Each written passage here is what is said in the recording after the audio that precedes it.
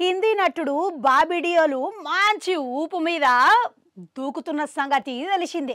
అయితే ఈయన ఒక్కసారిగా యానిమల్స్ విజయంతోని అసలు అదే పనిగా వరుస పెట్టి సినిమాలతోని అందరినీ మెప్పించుకుంటూ పోతున్నాడు. అసలు రెండవసారి తిరిగి ఫామ్లోకి వచ్చిన తర్వాత ఈయన ఊహించని విధంగా దూసుకోబోతున్నాడు అంటే నమ్ముని పట్టిందల్లా బంగారమే అవుతున్నది. ముఖ్యంగా ఇక తెలుగు సినిమాలల్లా ప్రతి దాంట్లో ఆయన ఈయన లెక్క అవతరిస్తున్నాడు. ఇక గట్లా చూసుకుంటే దక్షిణాది పరిశ్రమైనకు మంచిగా కలిసి వచ్చిందని చెప్పుకోవాలి. ప్రస్తుతం ఈయన చేతిలో దక్షిణాది సినిమాలే 3-4 చిత్రాలు ఉన్నాయంట. అయితే అందులోనూ ఇటీవలనే డాకు మహారాజు విడుదలయ్యి అందులో ఇలాంటి పాత్రలు నటించి మంచిగా మెప్పించిండు. ఇక సినిమా సంక్రాంతి కానుక లెక్క విడుదలైన తర్వాత ఎటువంటి విజయం సాధించిండో మనం అందరం చూసినాం. ఇక ప్రస్తుతం ఆయన పవర్ స్టారు పవన్ కళ్యాణ్ హరిహర వీరమల్లుల ఇట్లా నటిస్తున్నాడు అన్న సంగతి తెలిసిందే. కానీ ఈ సినిమాల గీన పాత్ర ఎట్లుంటుందని మాత్రం ఇంతవరకు బయటకే రాలేదు. గట్లా చూసుకుంటే ఇదే నేపథ్యంలో ఆయన ఓ ఇంటర్వ్యూలో మాట్లాడుకుంటా హరిహర వీరమల్లుల ప్రతి నాయకుడి పాత్రల పోషిస్తున్నట్లుగా వెల్లడించిండు. ఇక అంతేకాదు ఇక ఈ సినిమాల ఈయన పాత్ర మరింత బలంగా ఉండొచ్చు అని ఇట్లా చెప్పుకోవచ్చు.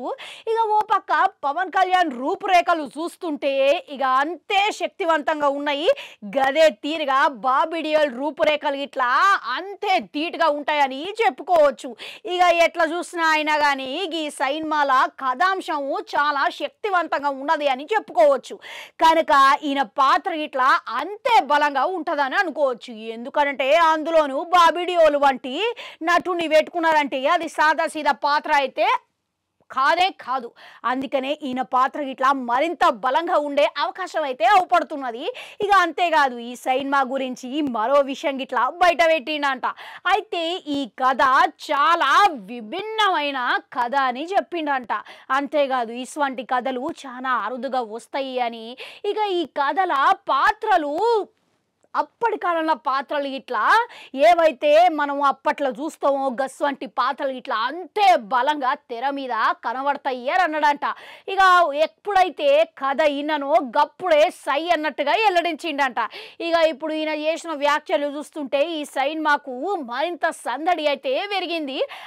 ఇంతకు పవన్ కళ్యాణ్ చాలా కాలం తర్వాత గది ఇట్లకి ఇప్పుడు డిప్యూటీ సీఎం తర్వాత ఇక ఈయన వస్తున్నాడంటే ఈ సినిమా బాక్స్ ఆఫీస్ దగ్గర రికార్డులు సృష్టించే అవకాశం ఉన్నదే అంటారు కదా. ఇక ఆయనకు ఉన్న కోట్లాది అభిమానుల మధ్యలో ఈ సినిమా ఏ విధమైన విజయం సాధించవచ్చు అని అంటారు. కామెంట్లల్లో కామెంట్ పెట్టుర్రి. అట్లనే గంట ఉంటుంది, అది కూడా నువ్వు క్రీమ్ మళ్ళొస్తా.